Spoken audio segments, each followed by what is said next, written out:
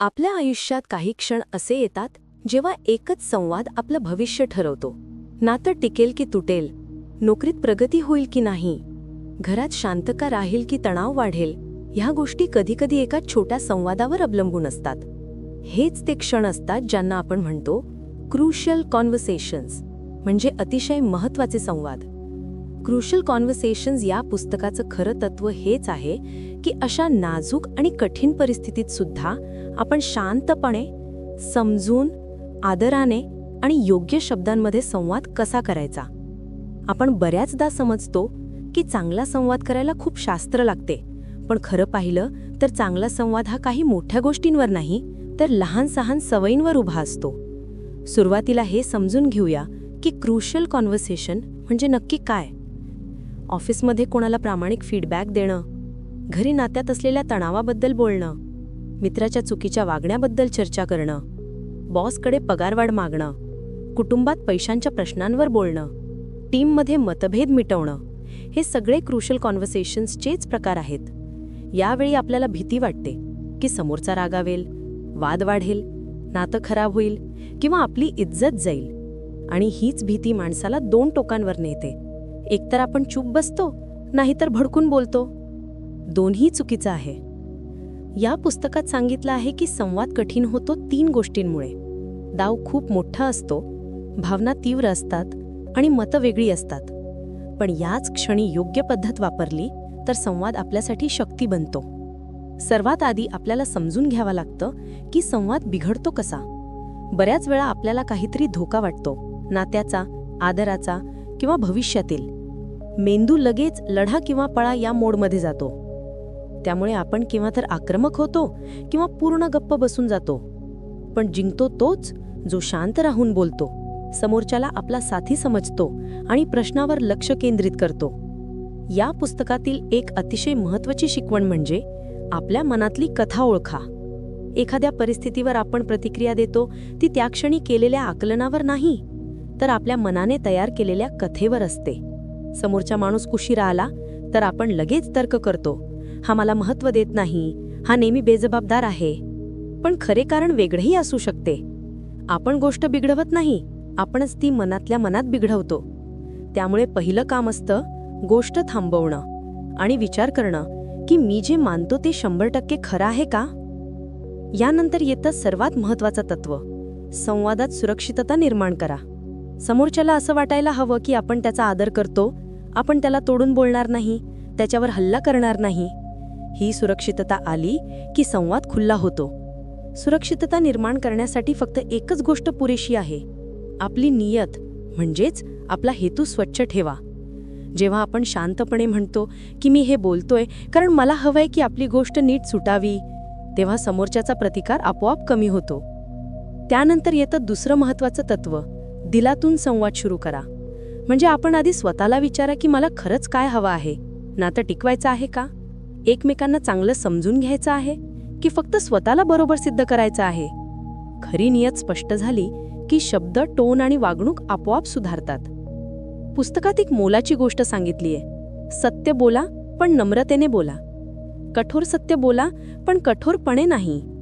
तू नेहमी चुकीचं करतोस असं बोलल्याने समोरचा उफळून येतो.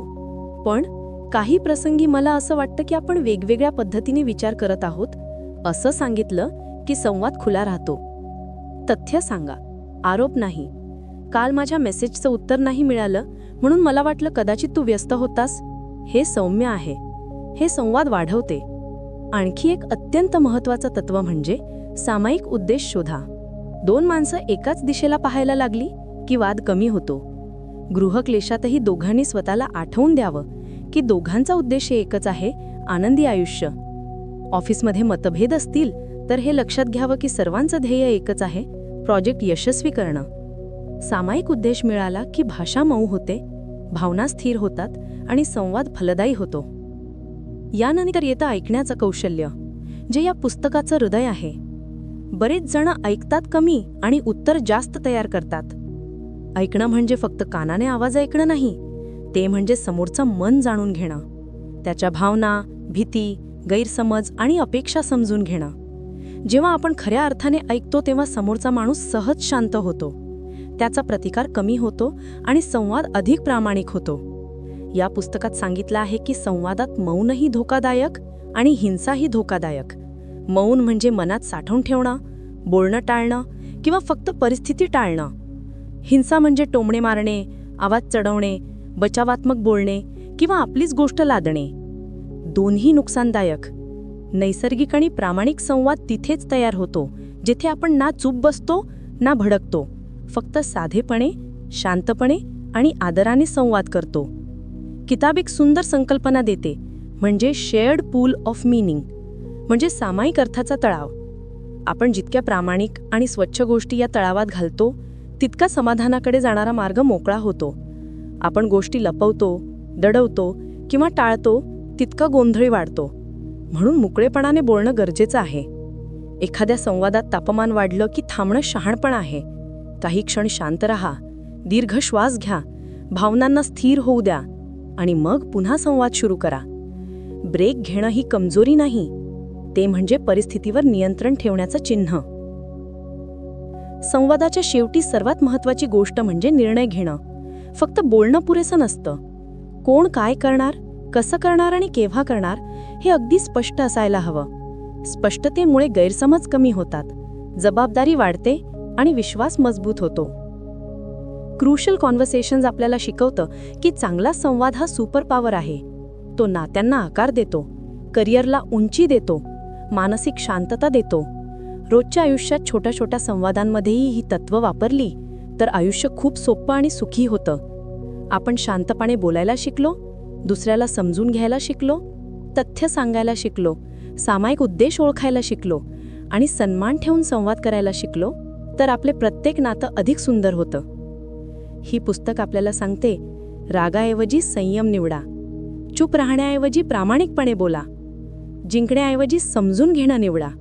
संवादाची कला आयुष्य बदलते. एकदा कठीण संवाद हाताळण्याची कला आली की माणूस कुठेही फसत नाही. आणि आता या पूर्ण ऑडिओ एक्सप्लेनरचा शेवट करताना जर तुम्हाला ही संपूर्ण माहिती, हा प्रवास आणि ही शिकवण आवडली असेल तर ग्रो विथ बुक्स या यूट्यूब चॅनलला लाईक करा, शेअर करा आणि सबस्क्राईब करा. तुमचा छोटासा पाठिंबा आमच्यासाठी खूप मोठी प्रेरणा आहे.